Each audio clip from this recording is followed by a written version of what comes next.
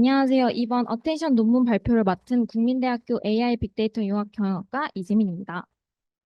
이 논문 발표는 어텐션의 인트로덕션과 백그라운드를 간단하게 소개한 후에 아키텍처 익스페리먼트, 릴레이티드 워크, 컨클루전 순으로 설명을 드리고 마지막으로 제가 발표를 준비하면서 참조한 사이트 소개까지 하고 마무리하도록 하겠습니다.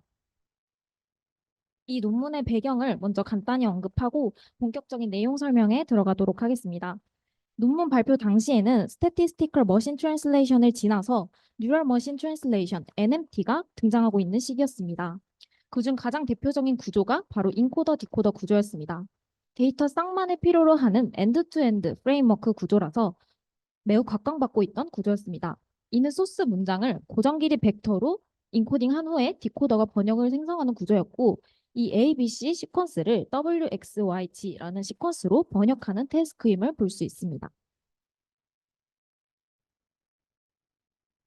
그런데 본 논문에서는 이 인코더 디코더의 고정 길이 벡터의 사용을 보틀넥 문제라고 언급을 합니다. 바로 성능 향상의 방해 요소라고 말을 하는데요. 이는 신경망이 소스 문장의 모든 필요한 정보를 고정 길이 벡터로 압축할 수 있어야 하기 때문에 성능 향상의 방해 요소로 작용한다는 주장입니다. 때문에 본 논문에서는 인코더 디코더 모델의 확장을 제안합니다. 모델이 자동적으로 입력 문장에서 타겟 단어 예측과 관련 있는 부분을 자동적으로 검색하게 하는 겁니다. 즉, 입력 시퀀스를 벡터 시퀀스로 인코딩한 후에 매 디코딩 스텝마다 벡터 시퀀스의 서브셋을 어댑티브하게 선택하도록 하는 것입니다. 그림을 보면은 입력 시퀀스가 RNN 모델을 통과하면 각 스텝마다 그 벡터가 나오고 그거를 벡터 시퀀스라고 했을 때 매 디코딩 스텝마다 어떤 벡터 시퀀스를 참고하면 좋을지 첫 번째에서는 어떤 걸, 두 번째에서는 어떤 걸 선택하면 좋을지 어댑티브하게 선택할 수 있다는 말입니다. 이는 길이와 상관없이 모든 정보를 함축하게 해서 긴 문장에 대해서도 모델이 잘 작동하게 한다고 주장합니다. 다음으로는 이 모델의 백그라운드에 대해서 간략하게 설명드리도록 하겠습니다. 확률론적인 관점에서 번역은 조건부 확률이 최대가 되는 y를 찾는 것을 말을 합니다. 이때 조건부 확률을 학습하는 뉴럴머신 번역은 인코더와 디코더로 구성이 되어 있는데 인코더는 가변 길이의 입력 문장을 고정 길이 벡터로 인코딩하는 것이고 디코더는 고정 길이 벡터로 가변 길이의 y를 출력하는 것입니다. 이 논문에서는 아래는 인코더 디코더를 소개를 해줍니다. 아래는 인코더 디코더는 이전 연구에서 제안된 얼라인과 트랜슬레이트를 동시에 학습하는 새로운 아키텍처입니다. 먼저 인코더가 소개가 되는데 시퀀스 토큰과 이전 시점의 은닉 상태를 입력으로 하는 은닉 상태를 구하는 식을 알려주고 이 은닉 상태 이렇게 구한 모든 은닉 상태에 비선형 함수를 적용하는 맥락 벡터 C를 통해서 입력 값을 고정된 길이의 벡터 C로 변환하는 역할을 인코더가 진행을 해줍니다. 그리고 맥락 벡터 C가 인코더로부터 주어졌을 때 디코더는 C와 이전에 예측한 결과를 기반으로 다음 단어를 예측하는 것입니다. 이때 조건부 확률은 RNN의 은닉 상태와 이전 출력, 맥락 벡터 C의 비선형 함수를 적용해서 얻을 수 있습니다. 여기서 논문에서는 새로운 구조를 제안을 합니다. 똑같이 인코더, 디코더 구조인데 인코더는 양방향 RNN이고 디코더는 번역문을 생성하는 중에 입력 문장을 검색하는 흉내를 낸 디코더입니다. 이렇게 표현이 되어 있어서 조금 어려운데 더 자세히 살펴보도록 하겠습니다. 먼저 디코더에는 어텐션 메커니즘이 적용이 됩니다. 새로운 모델 아키텍처에서는 조건부 확률을 보이는 식과 같이 정의를 합니다. 앞에서와 달리 각 대상 단어에 대해서 별개의 맥락 벡터 C로 확률을 구한다는 점이 차이점이라고 볼 수 있습니다. 그러면 여기서 언급하는 맥락 벡터 C는 무엇이냐 하면은 어텐션이 적용된 컨텍스트 벡터로 가중치 AIJ와 J번째 어노테이션인 HJ의 가중합으로 만들어지는 것입니다. HJ는 입력 문장의 J번째 단어, AIJ는 J번째 입력 토큰의 영향력이라고 이해하면 쉬우실 거고 맥락 벡터 CI에는 입력 문장 중에 집중해야 하는 부분에 집중했을 때 얻는 결과를 모두 더한 값이 들어갔다고 생각하면 됩니다. 이때 CI에서 계산된 AIJ는 전체 입력 문장 중에서 EIJ의 영향력을 나타내는 것입니다. 그렇다면 EIJ는 무엇인가 한번 보도록 하겠습니다. EIJ는 직전 출력에 대한 히든 스테이트 SI-1과 제2번째 어노테이션인 HJ를 기반으로 합니다. 여기서 A는 얼라이먼트, 정렬 모델로 J 주변의 입력과 위치와의 출력이 얼마나 잘 일치하는지를 점수화하는 것입니다. 이를 소프트맥스 함수를 취해서 확률값으로 구한 게 여기 보이는 가중치 AIJ이고, 이는 실제로 비율적으로 각각의 H 값들 중에서 어떤 값과 제일 연관성이 높은지를 구하는 것입니다. 이렇게 구한 가중치 값을 실제로 H 값과 곱하도록 해서 가중치가 반영된 각각의 인코더 출력 결과를 더해서 그것을 활용해 주는 구조입니다. 이거는 본 논문에서 제시된 그림인데, 그림을 통해서 설명을 드리면 우리는 매번 디코더 파트에서 각각의 단어를 만들기 위해서는 은닉 상태를 이용합니다. 이때 현재 은닉 상태 ST를 얻기 위해서는 이전 은닉 상태 ST-1과 인코더에서 모든 각각의 은닉 상태 값을 같이 묶어서 아까 말씀드렸던 EIJ를 구한 다음에 이제 거기에 소프트맥스 함수를 취해서 비율값을 구한 AIJ가 필요합니다. 이때 AIJ가 AT1, AT2, AT3, ATT에 해당을 하고, 예를 들어서 입력 문장이 I am a teacher이라고 했을 때 각 단어들 중에서 어떤 걸 가장 많이 첨가하면 되는지 그 비율값을 구한 게 바로 이 퍼센테이지로 구한 게 바로 이 A입니다. 그래서 모두 더하면 100이 되겠죠. 그리고 그 비율만큼 실제로 A 값을 곱해서 맥락 벡터로 사용을 해주는 겁니다. 또 총 정리하면 매번 출력 단어를 만들 때마다 소스 문장에서 등장했던 모든 은닉 상태 값들을 전부 반영하도록 만들어서 사용이 가능하다는 어텐션 메커니즘입니다. 방금까지 나왔던 식들을 한번 다시 정리를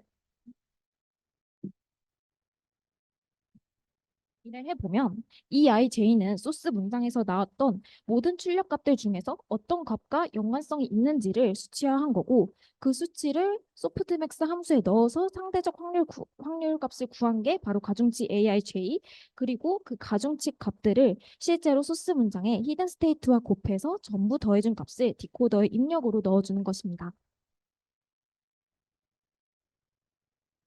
다음으로 인코더를 보겠습니다. 인코더는 앞서 말씀드렸듯이 양방향 RNN 구조입니다. 그래서 순방향 RNN과 역방향 RNN에서 나온 은닉 상태 시퀀스와 역방향 은닉 상태 시퀀스를 컨캣해서 한 방향이 아닌 두 가지 고려해서 맥락 벡터를 더 잘 구성할 수 있도록 한다고 합니다. 이러한 디코더, 인코더로 이루어진 이 어텐션을 한번 잘 정리된 그림으로 가져와 봤는데, 먼저 소스 시퀀스는 RNN 기반의 인코더에 이렇게 들어오게 됩니다. 이때 소스 시퀀스가 양방향으로 진행이 되고 각 소스 토큰에 대한 리프레젠테이션이 나오게 됩니다. 이로써 인코딩이 진행이 되고, 디코딩 파트에서는 T-1 시점의 은닉 상태까지는 구해졌습니다. 그러면 우리는 T 시점의 은닉 상태를 구해야 하는데, 이때는 이전 은닉 상태 T-1 시점의 은닉 상태를 이용을 해야 합니다. 그래서 T-1 시점의 은닉 상태의 FC 레이어를 거치고 인코더의 각 리프레젠테이션마다 FC 레이어를 거쳐서 이거를 각각 더한 후에 하이퍼볼릭 탄젠트를 적용하고, 마지막으로 한 번 더 FC 레이어를 거쳐서 입력 시퀀스와 동일한 길이의 시퀀스를 산출해 주게 되는 겁니다. 이게 아까 논문에서 봤던 EIJ에 해당을 합니다. 그리고 이 스코어를 소프트맥스 함수로 거치고 분포로 만들어 준 것을 어텐션 디스트리뷰션이라고 하고, 이게 아까 봤던 가중치 AIJ로 작용을 합니다. 그리고 모든 리프레젠테이션에 대해서 웨이티드 썸을 진행을 해서 이제 최종적으로 최종 맥락 벡터를 얻을 수 있는 것이죠. 이렇게 얻은 맥락 벡터와 T-1 시점의 아웃풋을 그 디코더의 인풋으로 넣어서 T 시점의 은닉 상태를 얻게 됩니다. 이 은닉 상태를 FC 레이어와 소프트맥스를 거쳐서 T 시점의 아웃풋 예측이 나오게 되는 것이죠. 이렇게 어텐션의 프로세스가 이루어집니다. 그러면 이렇게 프로세스로 이루어져서 만들어진 어텐션 메커니즘의 익스페리먼트를 한번 보도록 하겠습니다. 이 논문에서는 영어를 프랑스어로 번역하는 태스크로 평가가 진행이 됩니다. 제안하는 접근 방법 외에 RNN 인코더 디코더의 성능을 함께 평가를 진행을 합니다.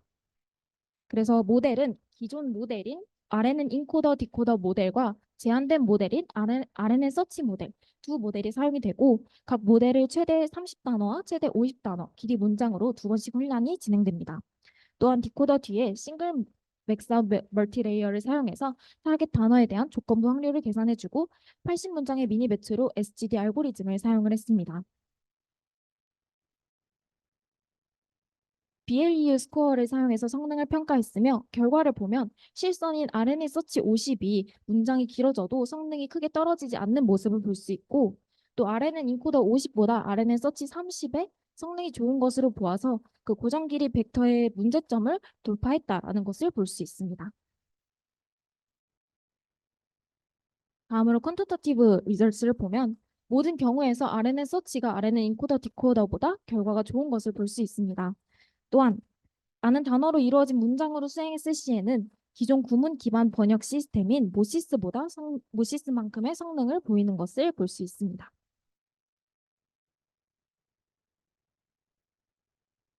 다음으로는 과중치 AIJ를 시각화함으로써 수행된 플롯입니다. 컬럼이 입력 데이터인 영어이고 로우가 예측 결과인 프랑스어입니다. 대각선에 따라서 가중치가 가장 강한 것을 볼 수 있고 특히 D를 봤을 때 더 man이라는 영어를 번역할 때 더 이후인 단어인 man을 고려한 결과가 잘 나타난 것으로 보아 소프트 정렬의 강점을 볼 수 있었다고 합니다. 그리고 긴 문장 번역에서 훨씬 우수한 성능을 보이는 RMN 서치였습니다. 이는 긴 문장을 완벽한 고정 길이 벡터로 인코딩할 필요가 없었기 때문이고 또 특정 단어를 둘러싼 입력 문장의 부분들만 정확히 인코딩하기 때문이라고 말을 합니다. 그래서 보면 테스트 셋에서 실험을 했는데 소스 문장을 넣었을 때 RNN 인코더 디코더의 번역이 이것이고 우리가 지금 알아보기가 조금 어렵지만 이 논문에서는 RNN 서치 50의 번역이 훨씬 월등했다고 말을 합니다. 더 정확한 번역 결과를 내놓았고 입력 문장의 전체 의미를 생략 없이 보존해냈다고 합니다. 그래서 앞서 보여드렸던 양적 결과와 함께 이러한 질적 관찰은 RNN 서치 구조가 RNN 인코더 디코더 모델보다 긴 문장의 번역을 훨씬 더 신뢰할 수 있게 만든다는 본 논문의 가설을 입증해냅니다. 다음으로 related work입니다. 기존 온라인 방식은 가중치 모드가 한 방향으로만 움직였다면 현 접근 방식은 입력 문장의 모든 단어의 어노테이션 웨이트를 계산해야 했습니다. 또한 기존 연구들은 모두 기존 시스템을 보존하는 역할을 했다면 이 연구를 통해서는 자체적으로 작동하고 직접 입력 문장에서 출력 문장을 생성하려는 시도를 해냈다는 의의가 있습니다. 마지막으로 컨클루전에 대해서 발표드리도록 하겠습니다. 이번 어텐션은 인코더 디코더 신경망 기계 번역의 고정 길이 문제를 지적하고 이를 해결하는 새로운 아키텍처를 제시했다는 의의가 있습니다. 또한 모델이 목표 단어를 생성할 때 입력 단어와 그들의 주석을 검색하도록 확장하여 목표 단어 생성에 관련된 정보에만 집중할 수 있게 합니다. 또한 긴 문장에서 좋은 성능을 냈으며 정렬과 번역이 공동으로 학습되어서 정확한 번역을 생성할 확률이 높아졌습니다. 그리고 마지막으로 보셨다시피 영어에서 프랑스어로 번역 시에 기존 컨벤션 모델 대비 성능이 크게 능가한 모습을 보였으며 정성적 분석에서도 올바른 정렬이 수행됨을 확인할 수 있었습니다. 마지막으로 제가 이 발표를 준비하며 참고한 자료들의 출처를 밝히면서 이 발표를 마치도록 하겠습니다. 감사합니다.